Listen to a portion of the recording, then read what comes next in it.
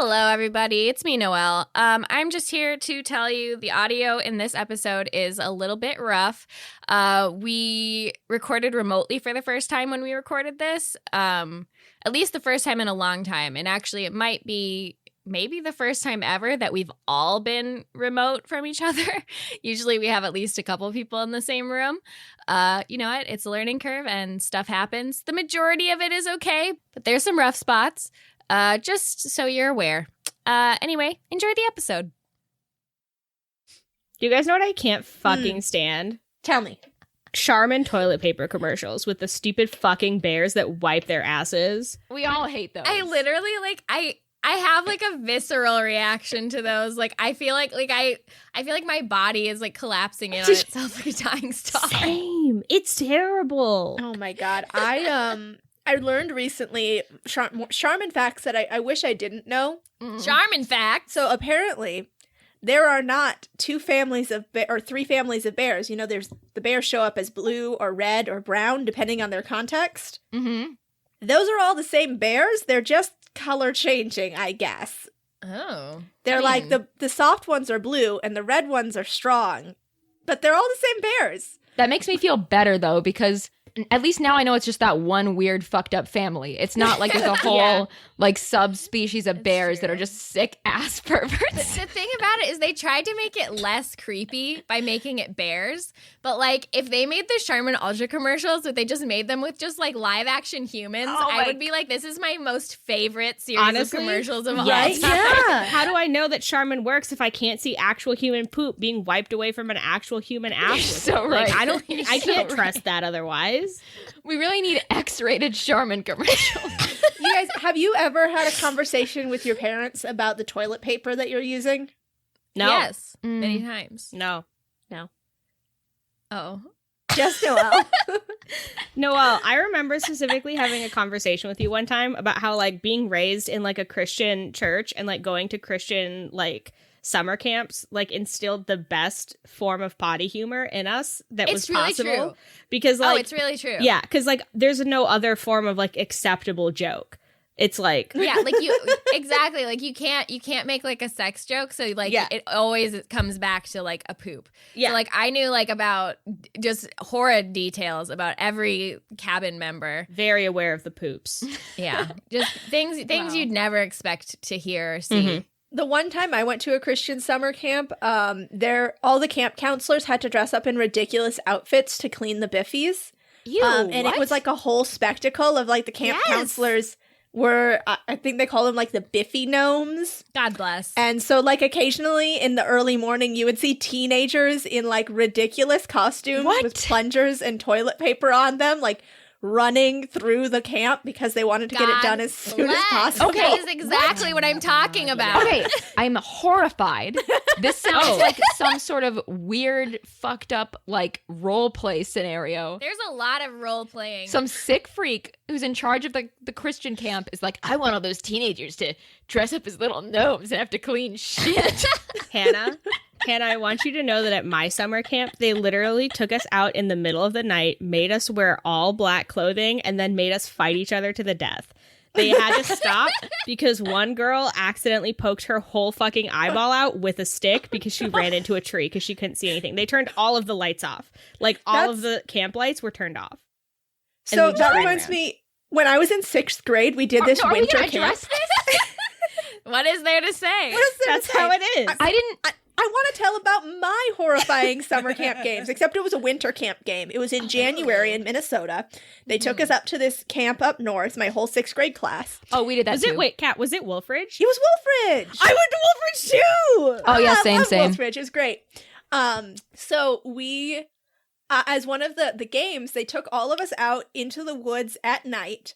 And they said, all right, 6th graders, you all clearly have good, well-developed senses of cause and effect and consequences. So we're going to put you all out here in the woods at night, and half of you are going to be owls, and the other half are going to be mice. Now, owls, go hunt the mice. What? In pitch black darkness in the middle of January. I had never been more terrified. And like Sophie and I were like teamed up, both of us little mice, like trying to find places to hide. Because of course all the kids that got assigned as owls were like the jocks. And so like What the it fuck? was so horrible. We were being systematically hunted down, but had to pretend to be mice. So Oh my god.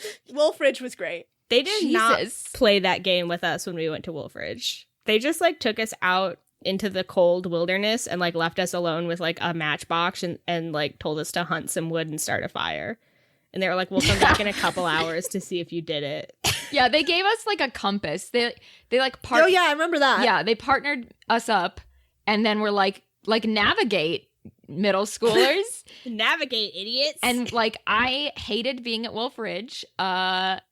I just hated middle school in general, I guess, but Oh yeah. I particularly hated it there, and I didn't like any of the food, so I was like hangry all the time.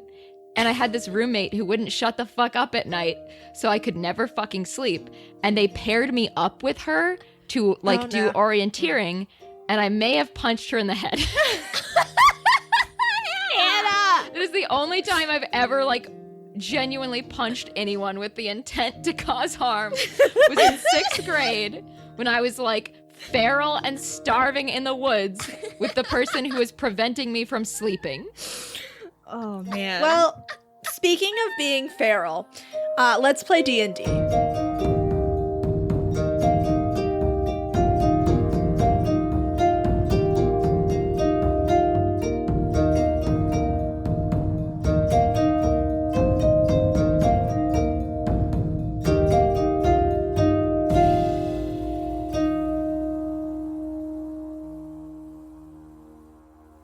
I'm Kat. I'm your DM.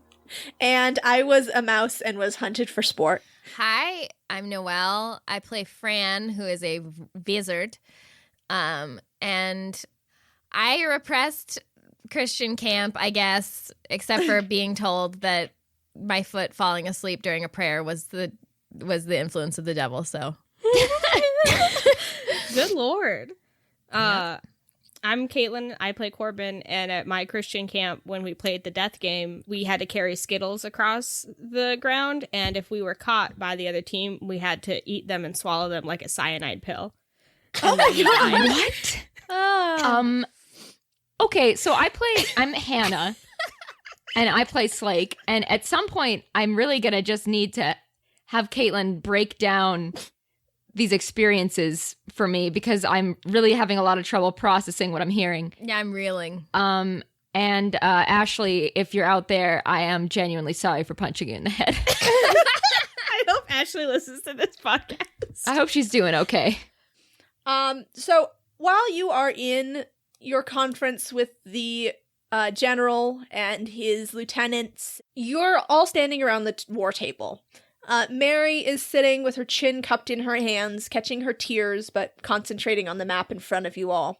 Falen is sitting in the window well, looking out at Torva's army, looking very cool. What are the rest of you doing? I think I would be like poring over the maps, just full of anxiety. Corvin's probably a crow right now, and he's molting a little bit, so he's plucking his feathers and getting cleaned up for the battle because he wants And to the leave. feathers are falling on the map. Yeah. And Fran's like, Corbin, can you just, unless huge giant feathers are going to fall on the battlefield, I need you to stop.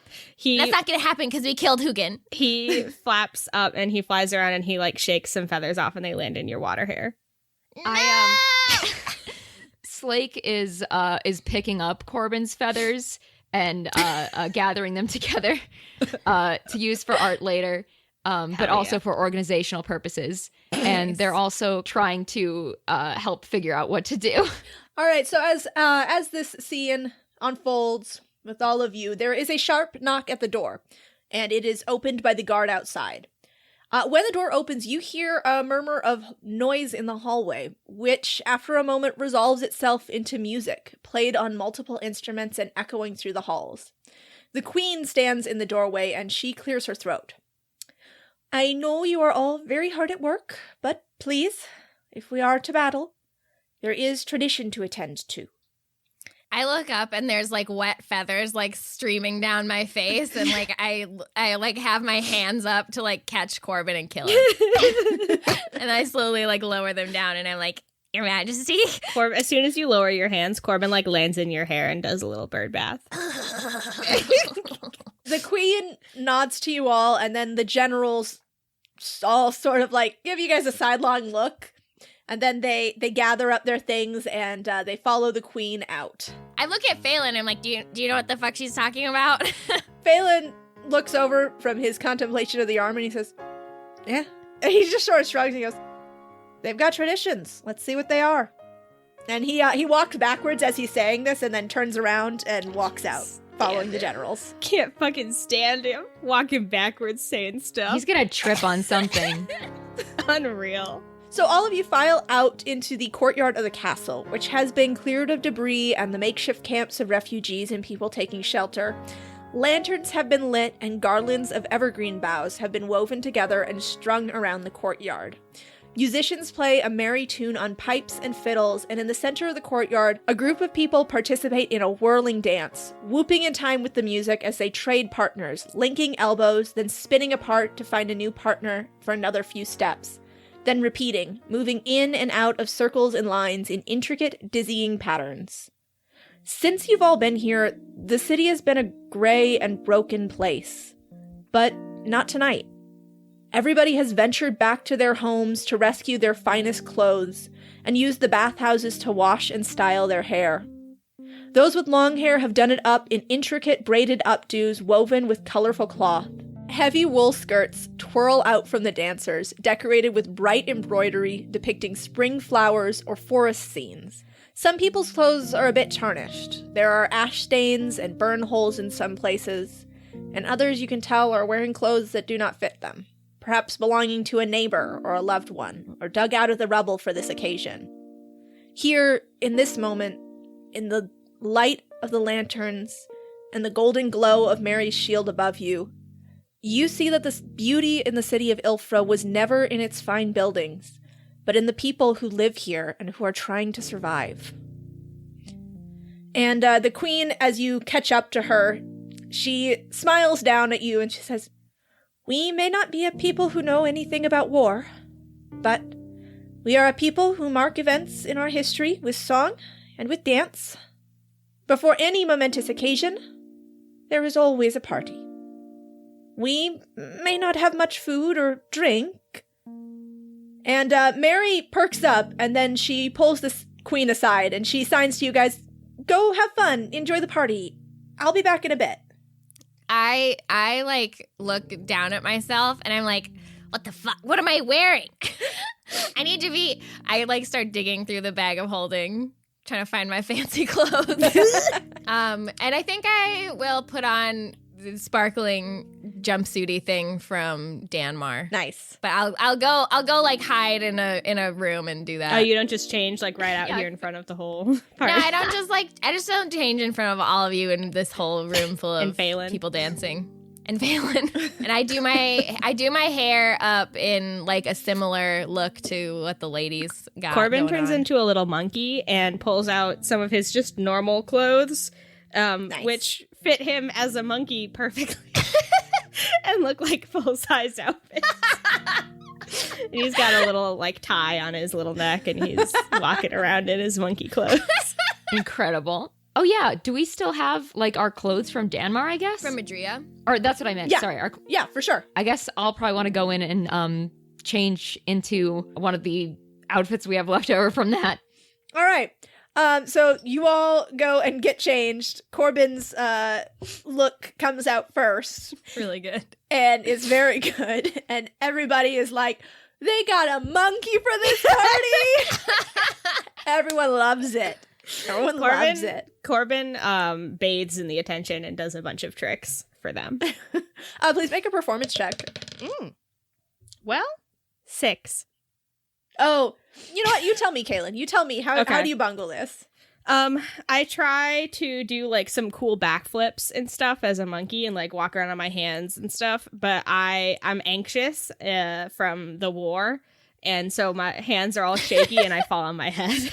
Oh. But I Everyone do still claps. hold the handstand for like a second or two. Everybody still claps, but it's that sort of like, you know, like when a 5-year-old does a handstand. Patronizing. Yeah, and they're like, oh, good for you. You did it. Wow, that's so impressive for your limited capabilities. Yeah, Yeah. exactly. Yeah. So, you know, that's great for you. Okay. Who makes their entrance next? I guess I can. I want to walk in while people are clapping for Corbin, and I walk in being like, haha, stupid monkey. And what is there to do around here? Is it just like dancing? There's dancing, there's music playing, there's it looks like they've broken out like the last couple casks of mead they've unearthed and brought here. Corbin goes for that juice as soon as he fails his monkey Fran trick. follows him to stop a disaster Oh my from God. happening. I guess, yeah. Slake will come in after Fran, and I've got Darius out and on my shoulder because he's been having to hide a lot lately. So I'm like, I got him out and I'm showing him around. I'm like, look at the lights, little buddy. It's pretty neat, huh? Glowworm? Oh, I mean, I don't think so in this particular case, but I can see the resemblance. Good eye, and I give him a little pat. Firefly.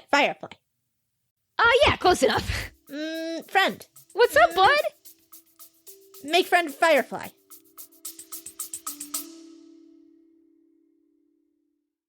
Are you suffering from high-quality podcasts? You see, quality podcasts stimulate parts of your brain, leading to an irksome condition called thinking. But suffer no more, my friend. Introducing Discount Storytime's blend of fictional nonsense and rancid gibberish to provide soothing relief. Try Discount Storytime today.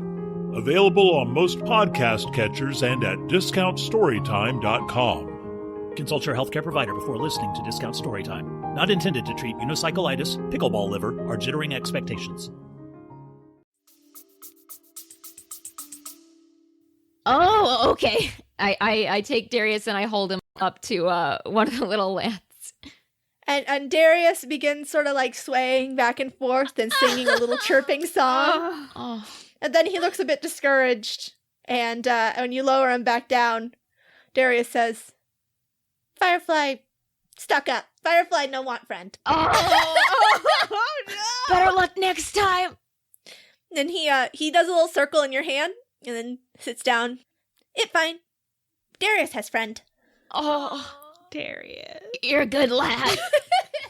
Darius. Slake's just kind of, looking around, looking kind of uneasy, to be honest. As you're standing there looking uneasy, Slake, the musicians end this song and everyone bows and then begins clapping, and then more people come into the dance floor, and one of the dancers passes by you and says, come on, come join the dance. Oh, I guess if that's what people are doing, sure. And she's a young woman with wheat blonde hair that's all like braided with lots of fabric flowers.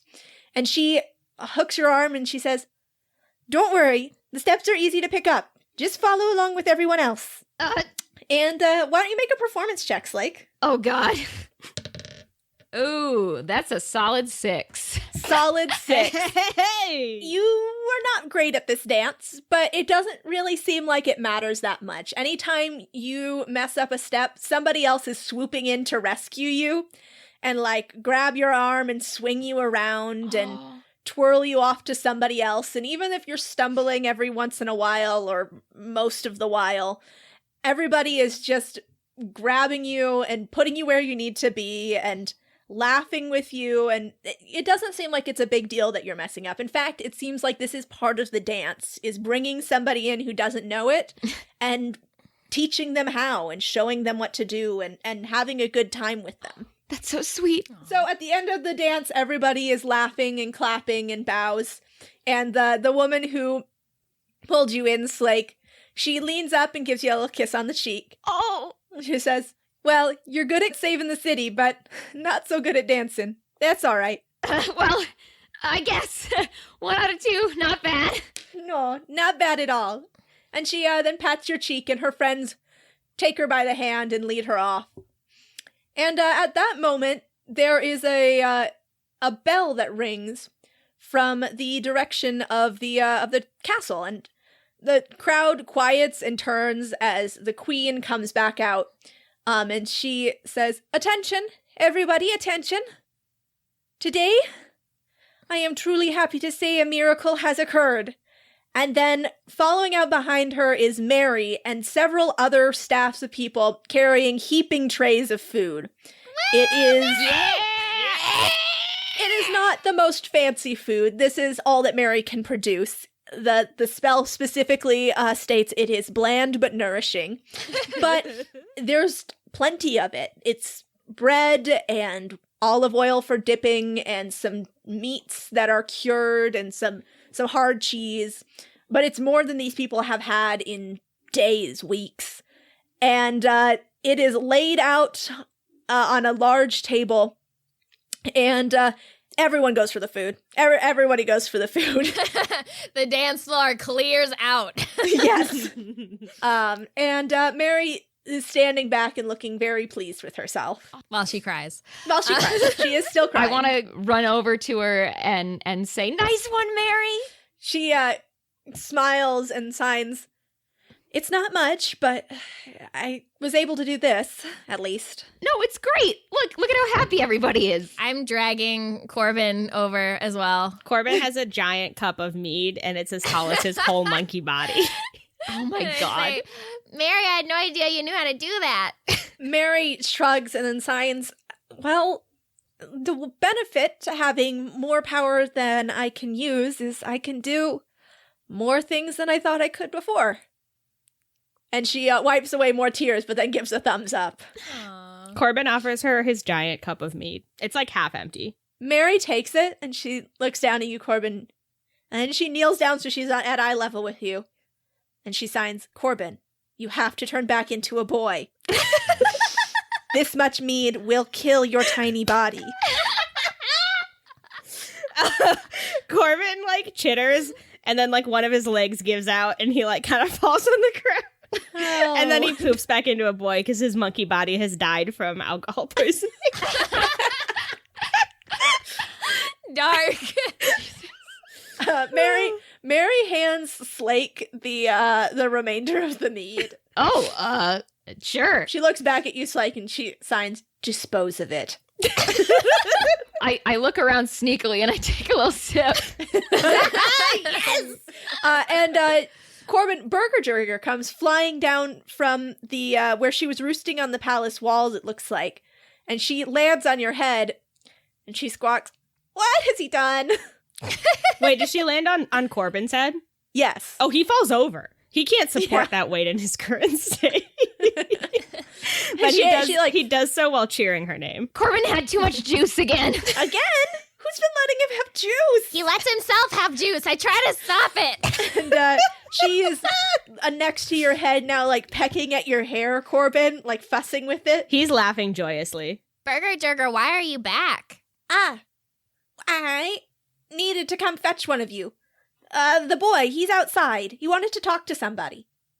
I look at Corbin. Maeri also looks at Corbin. Corbin, who is drunk, by the way, says, "Hell yeah! Let's go talk to that asshole, Burger Jerger." I say, "I'll come with." Burger Jerger lands on your shoulder, Slake, and she peers down into your pocket where Darius is. Oh, God. And, like, she looks at him, at Darius, and then peers over at Corbin and says, "Why haven't you eaten that yet?" Oh my God. Darius. Corbin says, I've been trying Burger Jerger. He's a sneaky bastard." Darius is my friend and he's not a snack. People can be snacks and friends. Well, not this friend. Burger Jerger, And I cover up my pocket. I've missed you so much. I'm a snack, Burger Jerger says. Burger Jerger, you're the best snack in the world. All right, so you guys head out to the city wall and slip through the gate to go see Alden, who is hovering by the edge of the forest, and looks a little bit wistful. as he's looking at the city and listening to the music coming from there. Hey, Alden. What's up, bastard? Corbin. What? No, it's, I know I left kind of suddenly before, and I wanted to, let you know I've talked to the boars, and he, puts a hand on Haria, who's standing next to him, his boar companion, and, she snuffles around under his hand and sort of nudges him very, very gently, and just, wanted to say, thanks for coming to get me and all that, and sorry I'm, like this. Like what, a damsel? Dude, I get trapped like so often. I'm always falling into grates and like getting caught by the police. That's just how it is. Don't worry. I'm sorry we made you wait so long, Alden. I didn't really think you'd come. It's nothing against you, it's just, I got a long history of being abandoned. So, trust issues. I'm working on them. Haria says I should go see a therapist, but the only therapists we know are boars, and they don't have great advice. Oh my god, I get it. I tried to go to crow therapy, and like, I love those bastards, but they were just like, eat some bugs. And I ate so many bugs, and it didn't help. Burger Jerger flaps her wings and says, hey, eating bugs is usually the answer. Not for me, Burger Jerger. Yeah, the boars are similar, and wallowing in mud does make me feel good, but not psychologically. So true. Anyway, the boars are, they're ready to protect the city once the fighting starts, and we've got some guests in the clearing, some clans of orcs. Oh, wow. Hell yeah. Yeah, they're a bit rowdy, but they're good fighters. Those are my dudes. Thank you, Alden. It's really good to see you. We're glad you're okay. He holds up a hand showing his missing finger. I mean, relatively okay. If all this is all that I lost from my whole ordeal, it's not all bad. Yeah, relatively okay, I guess. You're good people. I'm sorry I didn't trust you before. Oh, Yeah, whatever. you're good people, Alden. Oh, man. Alden puts his hands on his hips and then crosses his arms and then drops his arms and he looks away. Oh, my God. Can I try? Can I open I'm opening my arms to receive a hug. Hug is available. I'm going to give him the option of receiving the hug if he wishes to obtain the hug. Alden looks, he starts to sort of shake his head, and then Haria gives a big snort and shoves him forward into your arms, Slake. Oh, I'm giving him a hug. I pat his back. Corbin pointedly stands with his arms crossed next to you. Burger Jerger comes down from Slake's shoulder and just, like, dive bombs into the small of your back, Corbin, and shoves you forward. Oh, Corbin, you changed your mind. I didn't change my mind! I hate this, Alden says from the hug. Okay, we can stop. Haria snuffles around and you hear her mutter, he didn't hate it, he's just a bastard. He's been having a rough time. It's fine. Corbin laughs and points at Haria. Anyway, I'll let you, it sounds like it's a fun party in there, so I'll let you get back. I just, wanted to make sure, everything was ready, and we're ready, and you're ready, and everything's ready. We're all ready. It's ready. And then he looks away again. Yeah. Ready Ready. to go. Back to the party. Well, thank you again, Alden.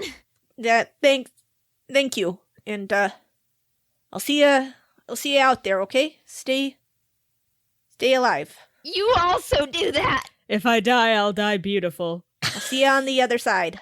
And he gets onto Haria's back.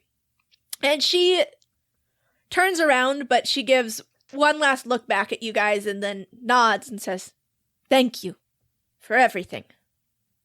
And then the two of them disappear back into the woods. So meanwhile, in the party Yes. time, Fran, Where are you posted up in the party? I mean, I get some food. Right. But then I think I would maybe like hang out around Maeri. I got my eyes peeled for what's her name? Olivia or whatever her name was. Oh, yeah. Oh, yeah. You see Olivia. She is with General Vespria, just sort of attending to him. Oh. And while you're, staring wistfully after Olivia, there is, you feel a tap on your elbow. And when you turn, Falen has appeared behind you. Ah! And he takes a step back to avoid food from your plate spilling onto him. Oh, hello. I take like several steps back. Sorry, I guess I sort of forget that I don't make any noise when I teleport. You don't even make any noise when you walk. Well, yeah, I guess. You you look nice.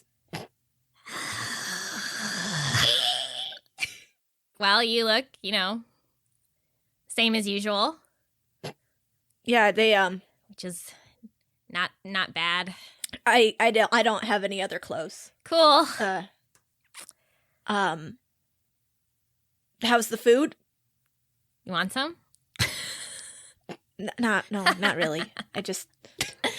I know you don't want some, weirdo. And he laughs and he says, Sorry, I don't think I really know how to have a normal conversation with you. Or with anybody, for that matter.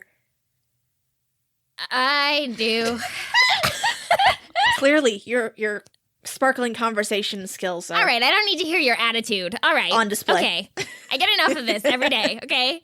I travel with these assholes, and I'm just because I get confused sometimes doesn't mean. And Fran, when you look for Maeri is gone. Maeri has just disappeared herself from the situation. I'm sure she's around somewhere. I mean, Speaking of shield's still up, so she's assholes. still in the city. Hasn't been kidnapped. Yeah, that's what I was worried about. Fran turns and looks at Olivia one more time, and then shakes a deep breath and looks at Falen and sighs and says, "Okay, look, Falen, can we talk?" I thought that's what we were doing. I mean, yeah. Can we, go outside and, talk, I guess? Yeah. Yeah. He motions for you to lead the way. Okay, I do. I don't know where I'm leading him to, though. Maybe he lead him out into this. There's a little garden outside the courtyard. Sure. So, Fran folds her arms and kind of faces part way away from Falen and stares into the bushes with her eyes kind of roaming wildly. And she says, look, Falen, I know Corbin and Maeri, and it's all of them say a lot of shit, but I don't want you to misunderstand anything.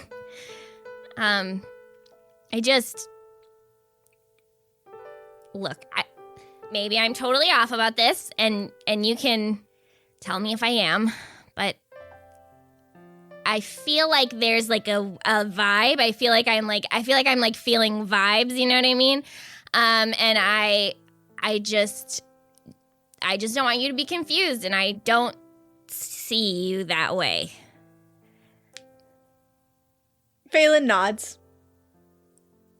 And he looks a little bit pained. But he sits down on a stone bench in this little garden. He says, "It's probably for the best anyway. Like I said, I don't really know how to be a normal person. And, I mean, it's not that. It's not that. It's not you. Here's the thing. I know what it's like to be in love. It actually happens to me fairly often. I see somebody, right? And I just think they're so hot. And then I, get all happy and forget about everything. And it's woo. And it's a really stupid. And, I try to be what they like, and I don't know, I guess eventually I usually forget about it. This one guy that I was like really in love with, he like fell off an island, and I didn't really care if he lived or died. And I just don't feel that way about you, and we're just both gonna have to deal with that. He looks at you and tilts his head, and he says, "You know, I've never been in love. Ever. I mean, I don't really know that many people. Not really. I think you guys are probably the only people who I've met on more than one occasion who know who I am, that I'm not related to, or actively want to kill me. And I mean, even then, you guys are hit and miss on the actively wanting to kill me." Oh, it's not active. Come on. There have been moments. Well, It's fine, I get it. That's just part of being me, I guess. I got dealt a bad hand. And he looks down at his hand with the new tattoos that wrap around his wrists. And he shrugs. And then leans forward with his elbows on his knees, and he says, "But Fran, even if you don't feel the same way about me, I care about you, okay?" And he takes a deep breath, and he stands up, and a knife appears in his hand. And he spins it around so he's holding the blade and holding the hilt out to you. And he steps very close to you so that the knife is pressed into his stomach and pressing against your torso. He says, "Fran, if I ever betray you, use this, okay? I never want to hurt you." And I take the knife and I stare at him with wide eyes. And he's very close. And I say, "This is platonic in between friends," and I kiss him. Yes! Oh my god! Oh my god. Jesus Christ! And he kisses you back. And it is long and deep and passionate. And spicy! And very spicy! And when he finally pulls away, he says, "Very platonic, just between friends." Just between two friends who are involved in a professional way. Totally professional. And in the spirit of absolute professionalism, would you like to dance? Okay.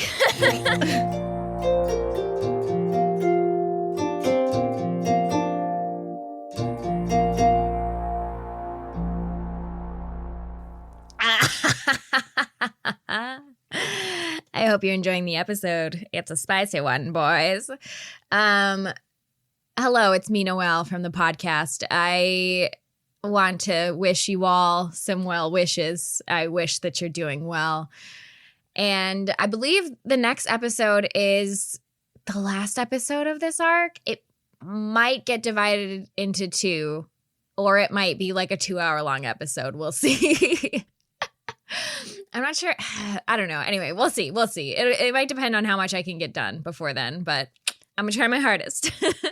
After that, the soundtrack will come out, and we'll probably do, our little recap and possibly a special episode or a Q&A. We'll see where the wind takes us, and then it will be Arc 6. Arc 6. Whoa. Buckle everything that needs buckling. Strap in. It's about to get real. And you know what else is real? The love that we have for our patrons on Patreon. I would love to thank our new and increasing patrons since last episode. And that, of course, goes out to Seth, Garrett, Kit, Emily, Sam, David, Callum, Toombs, Benoit, Jen, Brianna, Nohelani, Miranda, Robert, Iris, Toshiro, Katano. Stumble over this name. I didn't. Alex, Leah, Shan. This pen was mighty indeed. Merciless Mercy, Jesse, Dashing Dawson's Creek. That's a really good one. Teal Fox, Alexander, Sky, Jules, and Abby. Thank you guys so much. We are forever indebted to you, and in the afterlife, you will be able to feast on our souls. So that's the contract we signed, and that's the way that it's going to go down. I'm not looking forward to it, but who is? Probably you sickos. All right. I also want to thank our Apple Podcast reviewers. And that one goes out to Joyfully Adorable, His Sexy Lily, Tiny Mammal, Iconocat, Emmy Dreams, Iris Towers, LL Cool 63, and that's it. Thank you so much. Again, as we always say, it really just helps us a lot that you guys review. And you know what? If you don't have Apple Podcasts or you're otherwise disinclined to rate or review, another thing that really, really helps us is when you tell your friends about the show and try to spread the good dames news. Word of mouth is, of course, the best advertising. And, you know, if you're passionate about the podcast, we would love for other people you know to also be passionate about it. Is a D&D actual play something that might be embarrassing for you to share? Maybe so, but do it anyway. And speaking of spreading the word about podcasts, make sure you check out Venture Maidens on DSPN. Gather round, travelers, to hear our tale. Venture Maidens is an actual play 5th edition podcast made by 4 longtime friends and lifetime gamers. We take our role-playing as seriously as we keep our bulges tasteful. So if you're looking for an epic high fantasy tale spun by a killer cast, give us a shot. We publish new episodes every other week and live stream our game recordings on Twitch. Now get on out there and download Venture Maidens wherever podcasts are free. Hope to see you in the community, and don't forget to venture away. Dames and Dragons is brought to us today by Elderwood Academy. Elderwood Academy are artisans who craft amazing gaming products, including dice towers, dice trays, dice boxes, deck boxes, dice, and more. All products are crafted to look like spellbooks, scroll cases, codexes, and other fantasy gear we love. Honestly, it's just a good time to treat yourself. And if nerdy things make you happy, then perhaps you'd be interested in the Police Box Spellbook. Is there a Doctor Who RPG? Because there really should be. And you will need this Police Box Spellbook in order to play it, I'm sure. I'm assuming it has spells somehow, all right? It bears striking resemblance to a TARDIS, and it's, like, super cute. Just like basically all their products are high quality and really beautiful, like something to invest in and put on display, not only to play with. And you can find that and many more products at elderwoodacademy.com/don't-split. Last of all, a message to Chantel. Chantel, my only interaction with you recently has been hearing you scream in the background of a call with Caitlin, and I respect that so deeply. Chantel, the code word is Art on Jupiter, and the sleeper agent is active. Go.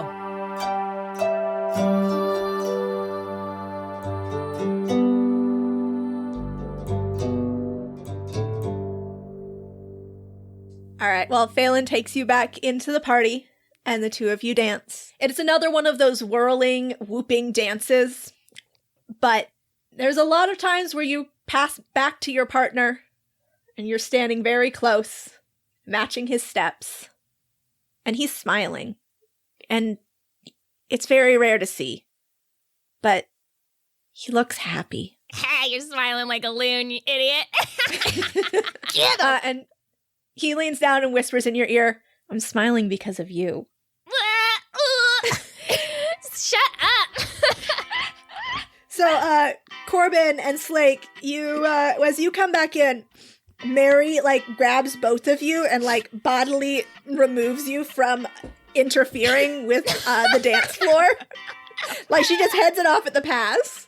She's not worried about Slake. Corbin's like, "Oh, Maeri, why do you use your god mod strength on me? That hurt. My whole body's broken." Maeri signs, "Listen, something very good is happening, and we cannot look at it or interfere with it, because then it will probably end. What are you talking If Fran about? catches wind of any of us looking at her, she will probably die on the spot. Wait. Did you say Fran? What?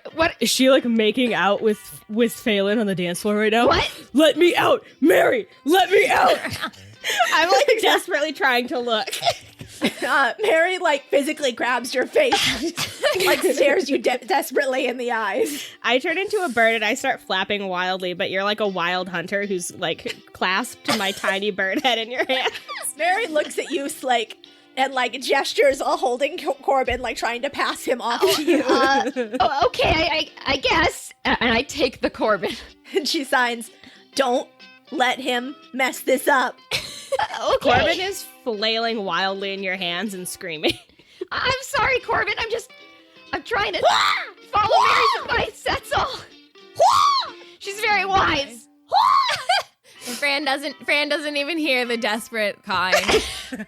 Just in her own world. All right, so a little more time passes in the party. I assume at some point Corbin is released into the wild.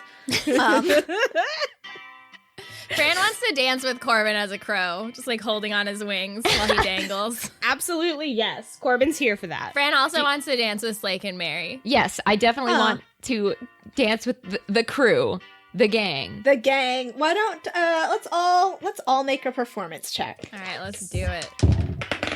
Oh, Fran's a bad dancer, you guys. Nice. Not that that's any surprise, but I got a 12. That's okay. I got 11. I got a 6. All right, none of you are like that good. Maeri seems to have picked up the steps best, but even she's stumbling. But it doesn't matter. What matters is the laughter and the smiles and Corbin turning into a crow on the dance floor and Slake lifting Maeri up and putting her back down so gently. Kat, Yeah. how good at dancing is Falen, so I can know how much I need to hate him? Well, Falen at first does not join in on your dancing. He's standing off to the side. Well, we're bit. we're gonna gesture wildly at Of him. course, Yeah. all Until of he us gets at once in are there. like, get over here! Yeah. Corbin flies over and lands on Phelan's head and like screws up his hair, but then like grabs his little hair and flies him. Tries to fly him over. He's going, ouch, ouch. Corbin, stop. I'm here. I'm going. And then he like teleports out of your grasp and lands at Fran's side. Just like, it's literally like 3 feet of movement. And he points at you, Corbin. He says, "Do not make me take you into the void." Corbin flies over and lands on his head again and like dances on top of it as a little bird. Oh, good. Oh, very good. Everybody has a great time dancing and laughing and drinking. And Slake, there's a moment where you take a break. You leave everybody else on the dance floor. And as you're sitting off to the side, you see something digging up out of the dirt. A little creature, a little something. What? Okay. I'm definitely investigating that. And it's an iridescent beetle. What? And it looks up at you and says, "Hello, little one. It's been some time. It's Youn, your god." Oh. Youn, how'd you get so small? Youn scuttles up to sit next to you on the bench. "I can be any shape that I wish. Any size that I wish. It's one of the perks." Oh my gosh, it's amazing. Well, it's an honor to see you, sir. How you doing? "Well, I'm quite well. I wanted to check in on you. The Red Cavern orcs have gone to war. They are marching with the boards. I'm very proud to see of everything that you've accomplished since we sent you out into the world." Oh, jeez. Thanks, Yoan. I mean, I've had a lot of help from my friends and stuff. Yes, they've turned out to be reliable allies. I can see why my mother has gambled on them. It is good to see laughter and parties happening. Things will be quite bad soon. I don't say that to be a buzzkill, but Only to warn you. Well, I mean, I know we're kind of, doing the whole having a war thing, so I figured it wouldn't be super great. But, you didn't mean anything else particularly by that, did you? Only that things will change tomorrow. Everything will change. No matter who wins, things will be different. But you are of the Red Cavern Orcs. You are of a people who are capricious and self-sufficient and reliable. And I expect you to conduct yourself as such, no matter what happens. Also, Namavi says hello. Oh my gosh! Is she like here then? She will meet you on the battlefield. Oh wow! Oh, say hi to her too. I mean, I guess I'll say hi to her when I see her, but say hi if you see her before me, okay? Yes, I shall. And, has she come up with a name for herself yet? He sort of gestures towards where Maeri is on the dance floor. Oh, you mean Maeri? Well, I don't know quite yet, what the plan is, but we've been working on it. We're workshopping it. Of course. It is not wise to go into battle unprepared, but it is a large decision, momentous. It must be considered. I wish to offer you one warning. Before I go, I have more business to attend to. More of the other small gods like me, who I wish to try to rally to this cause. But before I do, be careful, Things are brewing that are larger than the battle here, and there will be more battles ahead. Be sure that the choices you make are thought through and look toward the future. It is not just this victory that we need, but all the ones that must come after it. Understood? Yeah, of course, sir. You can count on me. There's a good child. Now, I must be going. And he hops up in his little beetle body and shakes his little beetle wings. Oh. Farewell and good fortune. And then he dives back into his little burrow hole. Oh, he's so majestic. And Maeri, the dance has ended, and Maeri comes over to you, Slake, and signs, "Are you just talking to all the bugs now?" Oh, well, I mean, when I get the opportunity, sure, but this time, it was Yoan, actually, my god, He came to say hi and warn me about stuff. And also earlier when I was dancing, a girl, kissed me on the cheek, and that's never happened before. Are we married now? Maeri smiles at that last bit, but she looks a bit worried. She signs, "I didn't sense him come in through my shield. How did he get in here?" Oh, yeah, that. He came in really small. He looked just like a normal beetle. Really shiny and beautiful. And, then again, all beetles are pretty great. But, no, he was really small. He burrowed in. But, yeah, I guess I didn't even think of that. How did he get in? Maeri crosses her arms for a moment and signs, "I guess maybe this isn't a perfect sphere? I don't know. Look out for the others for me. I'll be right back."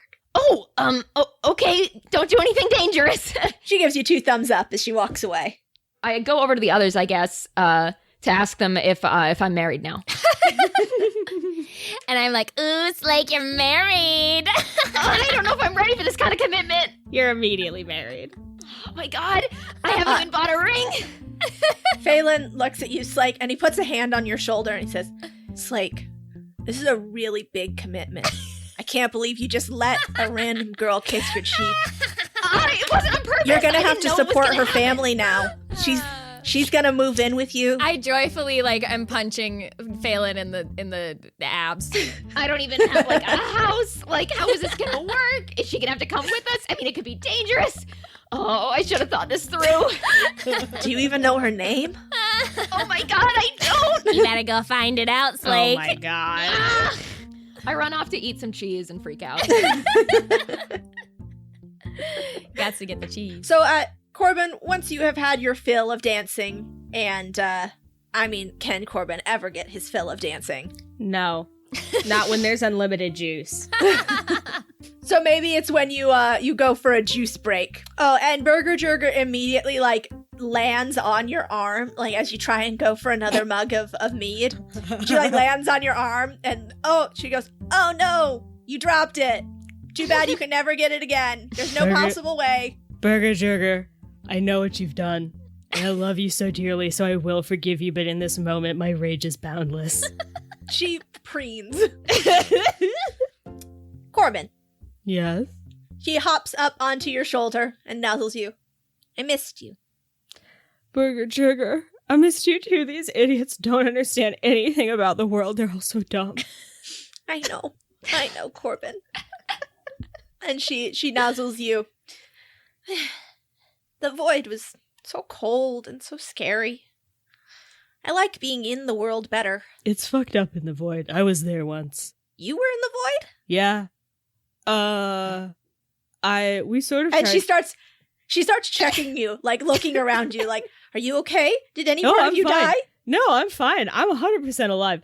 I just, tried to steal something from Dashing Dawson's bag, and then his brother pulled And then me she all the begins way flapping her wings very hard and screaming, "Corbin, how could you? Oh, You were Burger- supposed to stay safe. I wasn't there to protect you. It's all my It's fault." fine. Oh my god, Burger Jerger, your claws are so big and sharp. My whole arm has been pierced.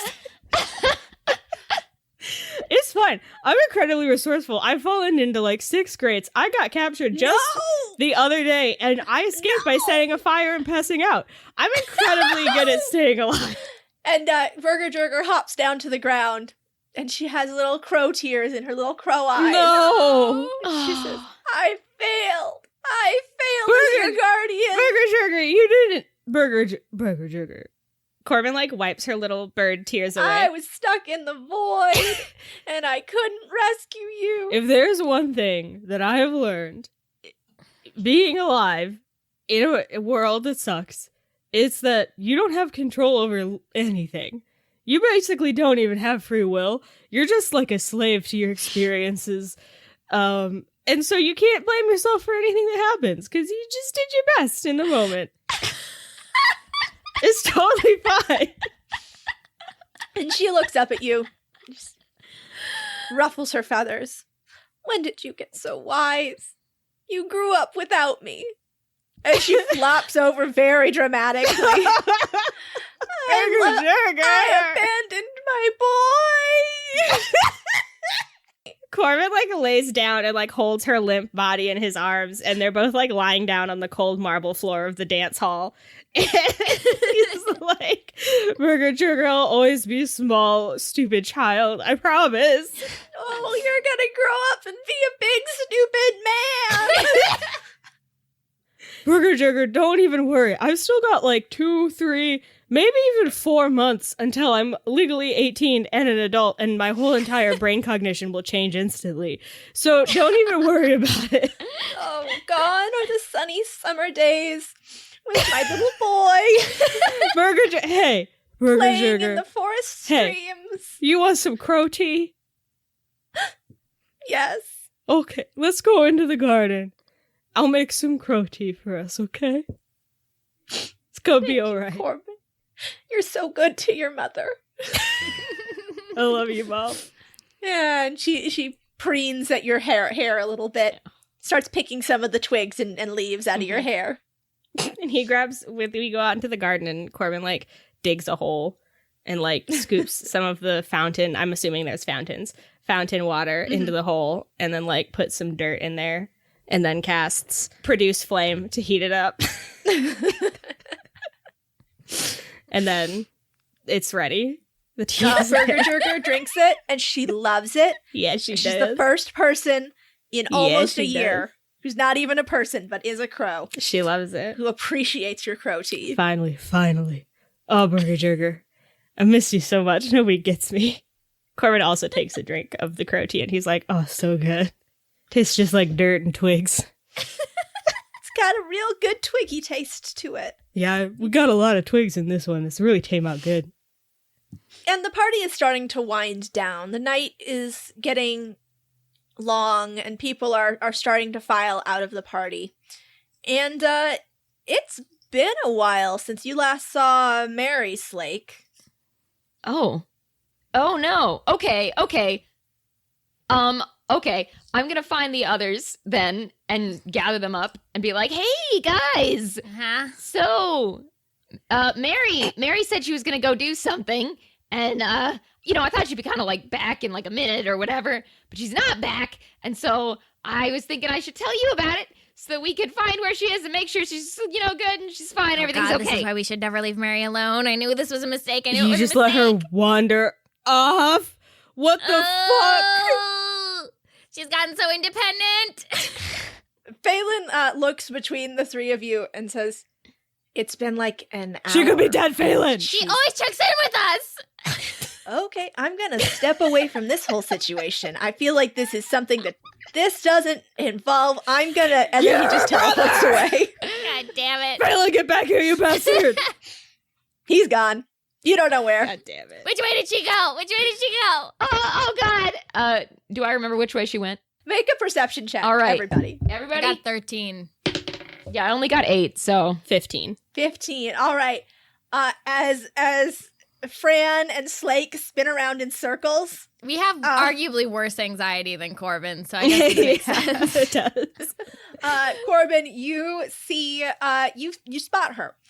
She is up on the city wall, and you just see her silhouetted in the golden light of her shield. Corbin yells, I found her! And then he turns into a bird immediately and flies up to the wall. I run below where Corbin is flying. I'm gonna come over and climb up the wall. You climb the wall. Why not? I climb things. Grabbing with their bare hands, the wall crumbling. I love to climb. Incredible.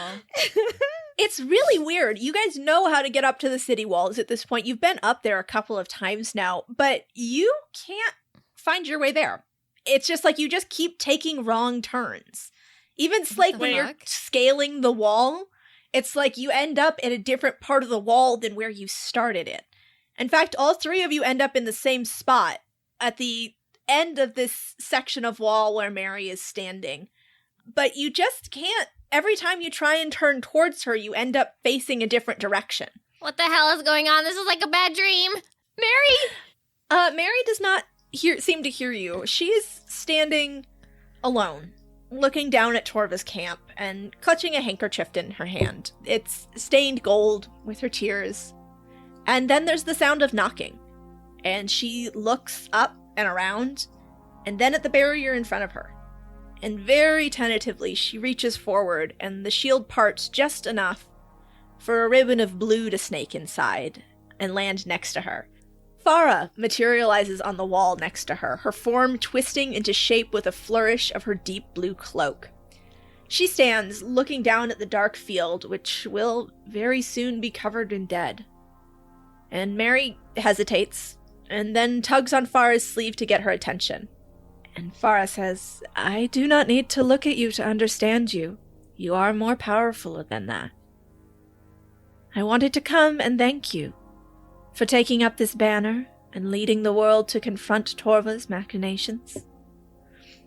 It is always the way of the world, that the young are the ones who will fight great evil. Oh, I wish it were not so. And Maeri looks out at the field too. I didn't, she signs. I was so scared. Last time we faced him, my guardians were angry and so brave, and I was so frightened. I was so scared of what he would do to me, and I ran. Farah nods. I remember, but I also understand. Torva is your father, and while you may not have understood it then, it means he has great power over you. He has the power to name you, to chain you to whatever task he wishes of you. In truth, you were probably wise to run. Even with my power, I was not able to save my temple, or myself. And Maeri sighs, and then she signs, then why aren't we running this time? And Farah turns, and she reaches down and very, very gently she undoes the clasp of Maeri's cloak. The garment falls to the ground and Farah nods. Because there is no more running. and no more hiding. And you are all so much more powerful than you were then. If Ilfra falls, he will bring its people under his sway, and his power will be greater than what we can turn back. The army in front of you was brought from Berun and Vola, and the cities there that fell to his power. You set him back, thwarting his plans to take Madria and Danmar, but only the forces are omnipotent. You could not stop him from amassing power elsewhere. If he gets even one foothold on Roke, the combined power of the remaining gods will not be enough to stop him, or those who he has convinced to fight for him.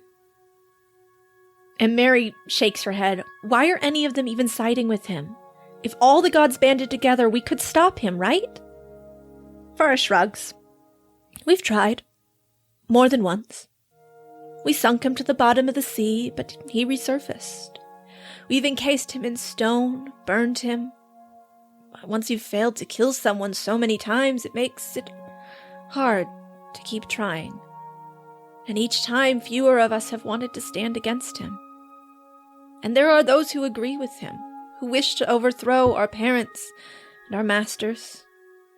I can understand it, even if I do not agree. It is easier for me to serve Yul.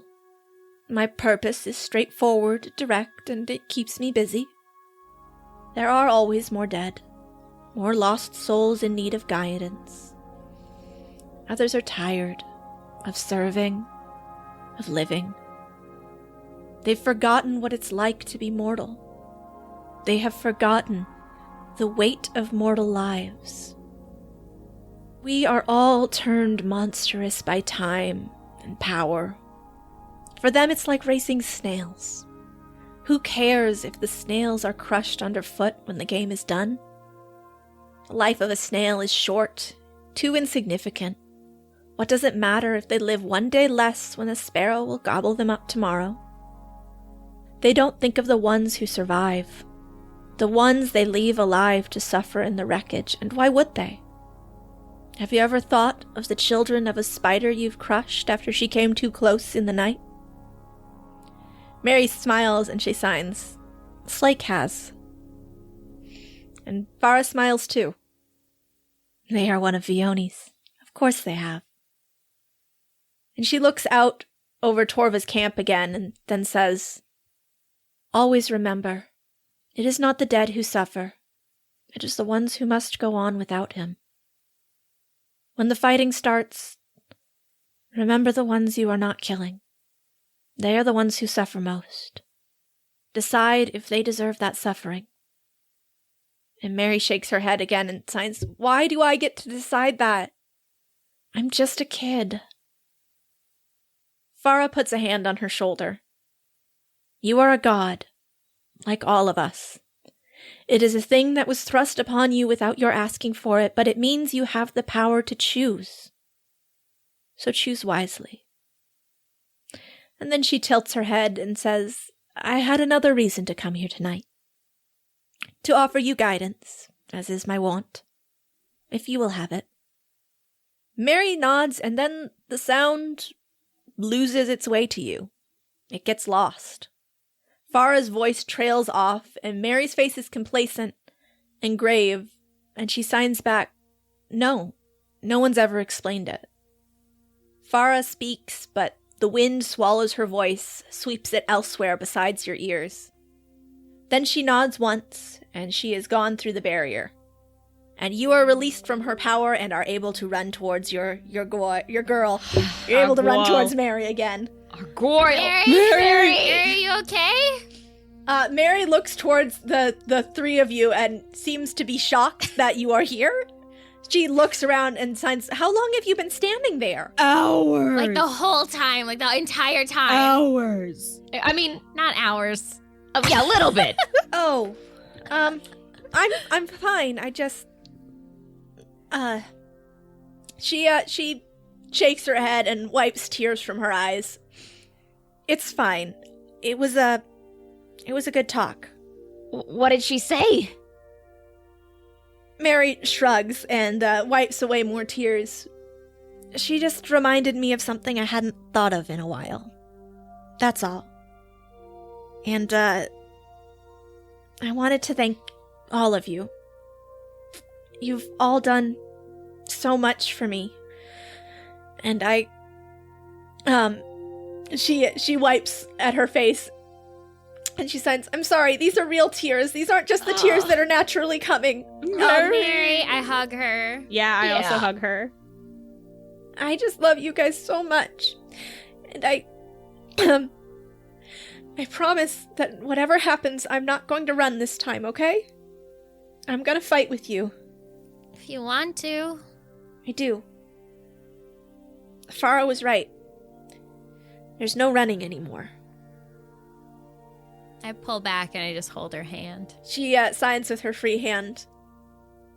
I think I know what I'm going to name myself, but I'm going to wait. Okay? I know it's probably not smart, but I want to be me until I can't be me anymore. Fran starts crying too. Yeah. And she says, I want you to be you as long as you can too. Cool. Well, it looks like the party is wrapping up, but I think they'll play one more dance for us. If they don't, I'll kill them in cold blood. Let's go! Yeah! But before you even get to the stairwell to descend from the wall, there's a boom that echoes through the ground, and there's a shaking under your feet. A moment later, Falen appears out of the air, a black inky line dissolving into a tense and wide-eyed young man. But he's not looking at any of you. He's looking out over the wall, towards the lake. In the distance, there's another echoing boom, and then a peal of laughter that carries further than it should. Falen points out to Band Lake, and you see a golden figure walking over the water. Vespria comes running up behind you and peers out with a spyglass, which he then hands down the line so everybody can take a look. And you see that it's Torva. And he's carrying a net made out of chain with him. His hands are covered in thick black leather gloves, and he walks to the ice pillar in the center of the lake, grips it with both hands, and rips it free. The boats on the lake rock violently. The platforms which held the prisons for Rove capsize. The pillar crumbles in his hand, and for just a moment, you see the form of a man materialize so briefly and then break apart again with a boom. In this brief moment, Torva acts quicker, and he throws his net. And just as this man breaks apart, he reforms inside the net, and Torva pulls it closed. And you can see this man more clearly. He is gray-skinned, with white hair and eyes. He opens his mouth to say something or to scream, but his voice does not carry. Torva drags him to shore, and as he does, the army parts behind him to allow a wagon carrying a pile of bones to come through. And Falen looks at Maeri, and he starts to say, Maeri, you have to... But it's too late. It was too late when this all started. Torva reaches into the air, and his obsidian hammer materializes. He does not pause to gloat. He simply brings the hammer down on Bruva's head.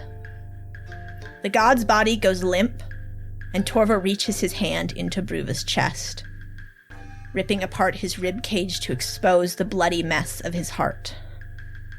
He then tosses the body into the bones, and you see white writing that was painted on the bottom of the wagon light up, blinding, obscuring the scene before you. There is another peal of laughter, and the light subsides. Where once there was a stack of bones, there are now blue scales and leathery wings. And the next laugh is drowned out by the roar of a blue dragon.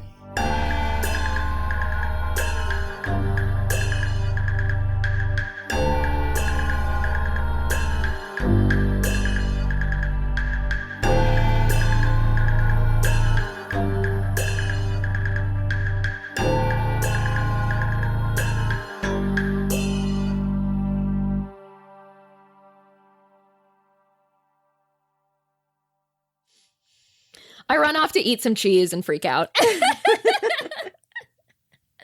Got to get the cheese. That's a mood. That's relatable. Me too. You guys, everyone froze, and I heard a terrible noise for like 5 seconds, and then all I heard was Noelle being like, "Gats to get the cheese." It was very upsetting.